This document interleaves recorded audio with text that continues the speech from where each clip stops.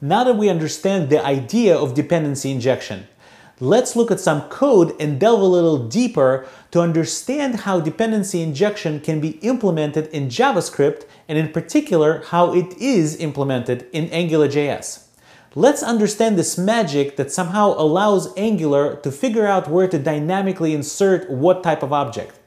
In order to do that, we're going to build a small AngularJS application and explore a couple of special AngularJS services. Right now I'm located in Lecture 09 folder, which is in the Full Stack-Course 5 Examples folder. And it's a very simple app, and so far we just instantiated and bound the app to this DI app name. And we also have just one controller here called DI controller. And in it, we bound the name property of the scope. Remember that scope, the glue between the view model and the view, which is our HTML. That scope, $scope, is going to have a property called name. So it's going to be completely bound. So let's go ahead and take a look at our app.js. In our app.js, you can see that I am creating a module with the name DI_app, which is matching the ng_app attribute that I placed in my index.html. And I'm creating one controller, DI controller, and the DI controller, the function is going to be responsible for that controller is called DI controller. And what I'm passing here is the value of the function. And in the next line here, I'm going to define that function with the $scope. By the way, anything in Angular, pretty much anything in Angular, with a $sign in front of it, not only does it belong to Angular, but it's also referred to as a service. So from now on, when I refer to $scope, I'm really going to just refer to the scope service. So as you can see, I'm defining a property on the scope service, and I'm giving it the string Yakov. And of course, since this is bound to our index.html, under model, the scope service is binding this property name. It automatically gets this Yakov right inside of the text box.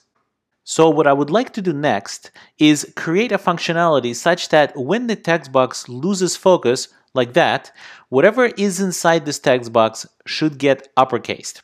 And for that, I'm going to introduce you to one more service called $filter. And we can inject it the same way we injected the $scope. So the filter service is a service that lets us create filtering functions that are used for formatting the data that eventually gets displayed to the user.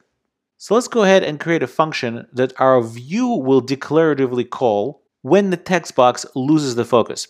So for now, we'll just go ahead and call it $scope. We need to put it on the scope service since we need to be able to expose it to our view, and we'll call it upper. And upper is a function. We don't need a name. Put a semicolon here. And the first thing we'll do is we'll create the uppercase function using the filter service. We'll call it upcase, and that's the name of a function. And we'll call filter, and we'll just call it uppercase. That's the type of filter we want to get. And once we have that upcase function filter, we go ahead and say scope.name equals upcase. So we're calling that function we just created, and we're passing it scope.name. So at this point, scope.name would have been updated. So the only thing that's left is to go to index.html and go ahead and bind the ng_blur, which is when the text box will lose focus, and we bind it to upper. And we'll call upper right here.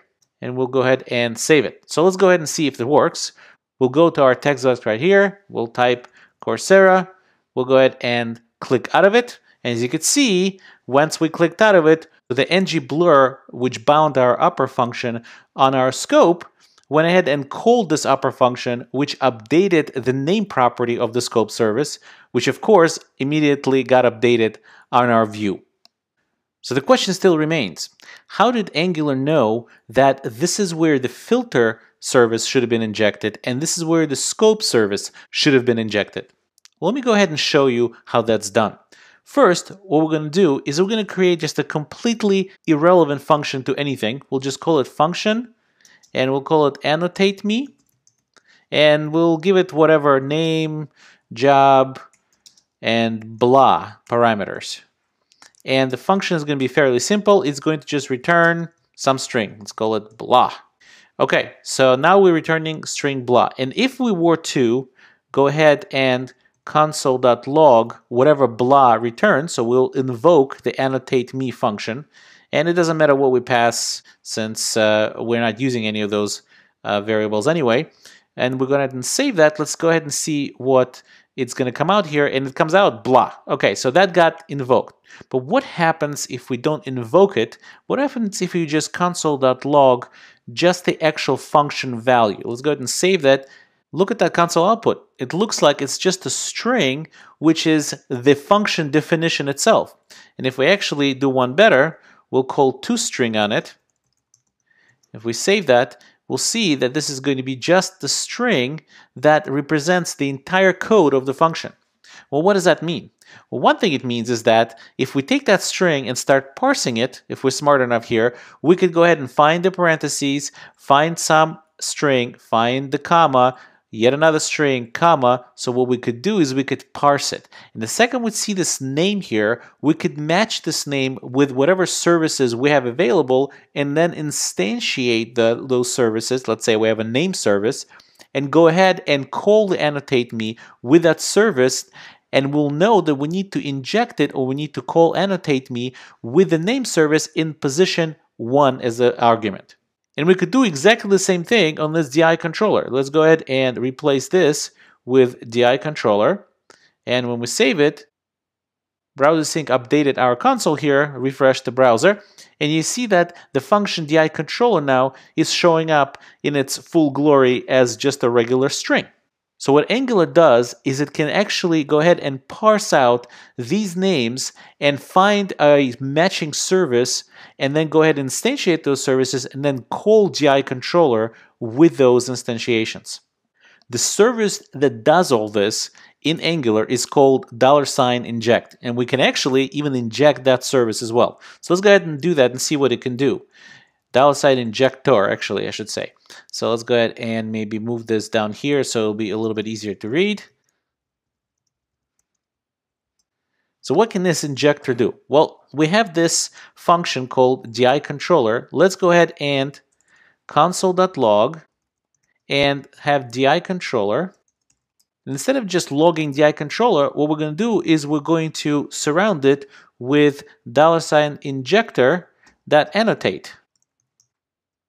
So if we call that, let's go ahead and close this and save it, you'll see that our $injector.annotate gave us an array of the argument names to the function DI controller. And this is exactly what Angular is using internally in order to figure out where to inject which services. And that's the magic. The magic has been revealed.